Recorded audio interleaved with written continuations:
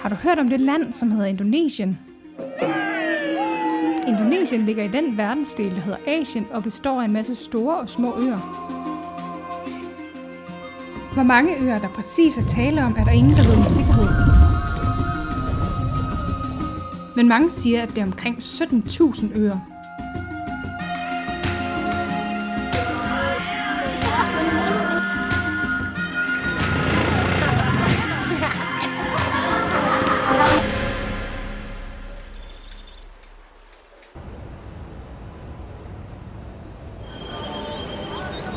I Danmark bor der 6 millioner mennesker. I Indonesien bor der næsten 47 gange så mange. Det er mere end 280 millioner mennesker. Langt de fleste folk er muslimer. Og Indonesien er det land i verden, hvor flest mennesker bekender sig til islam. Men der findes også indoneser, som er kristne, buddhister eller hinduister.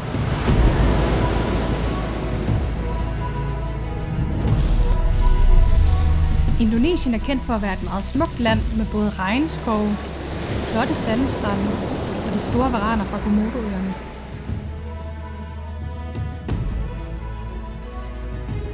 Og måske har du hørt om Bali. Det er en ø, hvor mange danskere tager hen på ferie. Landet er også kendt for at ligge i en del af verden, hvor der er mange vulkaner. Der er langt over 100 vulkaner på øerne i Indonesien, og flere af dem går ind imellem i udbrud. Det kan godt være farligt at bo i nærheden af en vulkan, men det er der alligevel mange mennesker, som gør i Indonesien. Asken fra vulkanerne indeholder nemlig en masse næring, som gør jorden rigtig god til at dyrke frugt, grøntsager og ris i.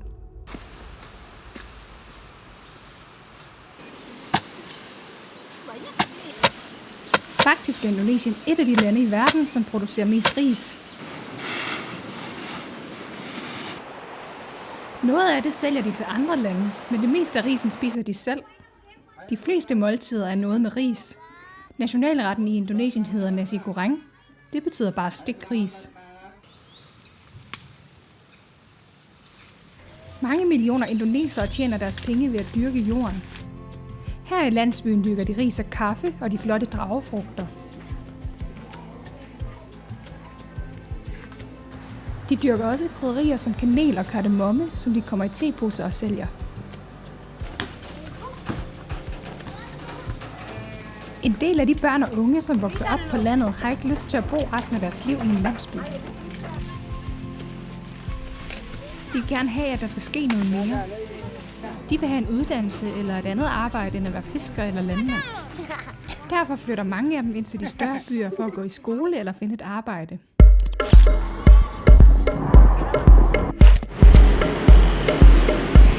Den største af Indonesiens byer er hovedstaden Jakarta. Her bor der omkring 11 millioner mennesker, og der kommer flere til hvert år. Jakarta er en moderne storby med mange højhuse, storcentre, markeder og en hel masse trafik.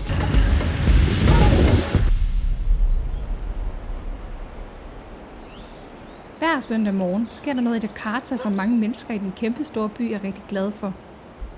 Fra kl. 6 søndag morgen til kl. 11 om formiddagen er det forbudt at køre i bil flere steder i byen.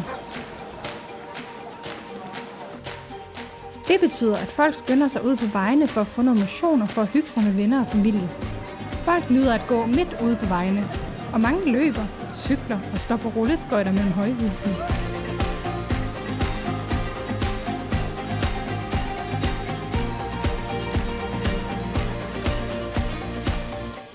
Jakarta ligger ud til kysten og har flere havneområder. Der er et stort marked, hvor man kan købe mange forskellige slags fisk. Ved siden af markedet bor der mange familier, som lever af at sælge muslinger. Tidligt om morgenen sejler mændene ud i deres træbåde for at plukke muslingerne. Her er fiskerne lige kommet hjem igen. Båden er fuld af muslinger. Man kalder dem for østasiatiske grønskaldsmuslinger på grund af den grønne farve.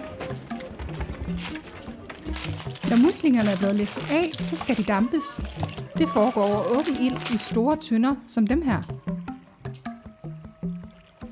Til sidst er det kvindernes opgave at tage det orange muslingekød ud af skallerne.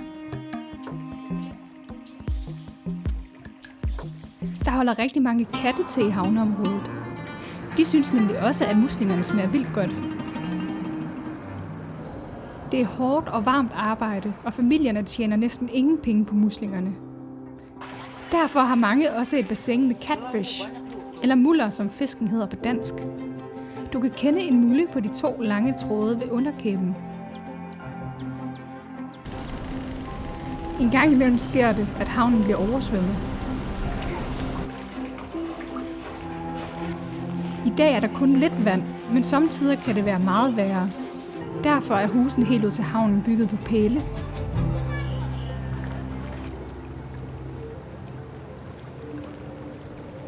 Det er ikke kun familierne ved havnen, der har problemer med oversvømmelser.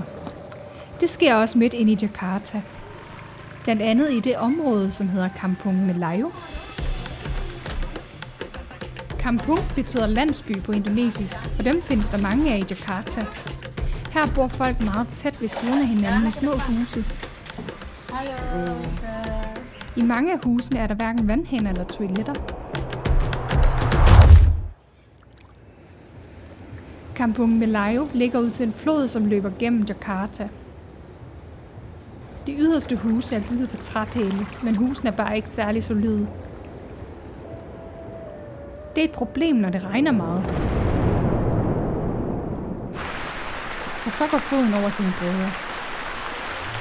Vandet kan ødelægge de skrøbelige huse og trænge langt ind i de små gyder og gader, hvor folk bor. Pælen her viser, hvor højt vandet kan komme. Over 2 meter. Og det kan tage flere dage, inden vandet er væk igen. Derfor har mange bygget flere etager på husene, så familierne kan skynde sig op ad trapperne og komme væk fra vandet. På grund af klimaforandringerne sker det nu ret ofte, at de fattigste områder i Jakarta bliver oversvømmet. Og det kan især være farligt for børnene, der bor i de områder.